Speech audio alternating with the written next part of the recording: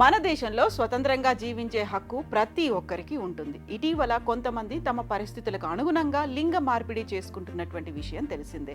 అలాంటిదే భారతదేశ civil services చరిత్రలో ఆసక్తికర పరిణామం చోటు చేసుకుంది. దేశంలో ఇప్పటి వరకు ఎంతో మంది లింగ మార్పు చేసుకుని తమ గుర్తింపు మార్చుకున్న వారిని చూశారు. అయితే భారతదేశ సివిల్ సర్వీసెస్ చరిత్రలో అనూహ్యమైనటువంటి పరిణామం చోటు చేసుకుంది.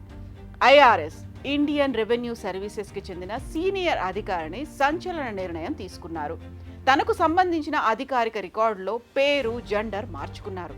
ఈ మేరకు సదరు ఐఆర్ఎస్ అధికారి చేసిన అభ్యర్థనకు కేంద్ర ఆర్థిక మంత్రిత్వ శాఖ సైతం ఆమోద ముద్ర వేసింది. ఇలాంటి కీలక పరిణామం చరిత్రలో ఇదే తొలిసారి అంటున్నారు. ఇలా పేరు, జెండర్ మార్చుకున్న ఆఫీసర్ ప్రస్తుతం హైదరాబాద్లోనే పనిచేస్తున్నారు.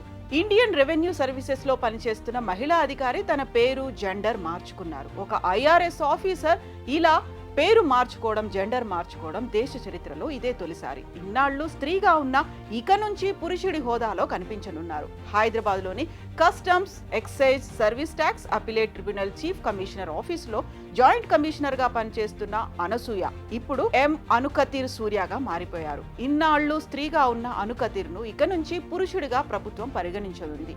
అన్ని అధికారిక రికార్డుల్లోనూ ఇప్పుడు అనుకతీర్ సూర్యగా గుర్తించనున్నారు. ఈ మేరకు కేంద్రం నుంచి మంగళవారం ఉత్తర్వులు వెలువడ్డాయి. కేంద్ర నిర్ణయం ప్రకారం ప్రగతిశీలమైందిగా ఐఆర్ఎస్ ఆఫీసర్ పేర్కొన్నారు. దేశంలో లింగ వైవిధ్యం పట్ల సానుకూలతలను పరిగణలోకి తీసుకొని ఈ నిర్ణయం తీసుకున్నట్లుగా తెలుస్తోంది. ఇక ఎం అనుకతీర్ సూర్య విషయానికి వస్తే 2013 బ్యాచ్ కు చెందిన ఇండియన్ రెవెన్యూ సర్వీసెస్ అధికారి ఎం అనసూయ 2018లో డిప్యూటీ కమిషనర్ గా ప్రమోషన్ పొందారు. గత ఏడాది నుంచి హైదరాబాద్ లో బాధ్యతలు నిర్వహిస్తున్నారు. చెన్నైలోని మద్రాస్ ఇన్స్టిట్యూట్ ఆఫ్ టెక్నాలజీలో ఎలక్ట్రానిక్ అండ్ కమ్యూనికేషన్స్ లో బ్యాచిలర్ డిగ్రీ చదివారు.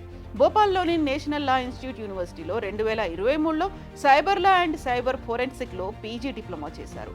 ఈ ఆర్డర్ పై సీనియర్ ఐఆర్ఎస్ అధికారులు స్పందిస్తూ ప్రోగ్రెసివ్ చర్యగా ప్రశంసించారు. ఈ అంశం ప్రభుత్వ పాత్రల్లో జెండర్ చేరిక, గుర్తింపు కోసం చారిత్రాత్మక ఉదాహరణగా నిలుస్తుందని అన్నారు.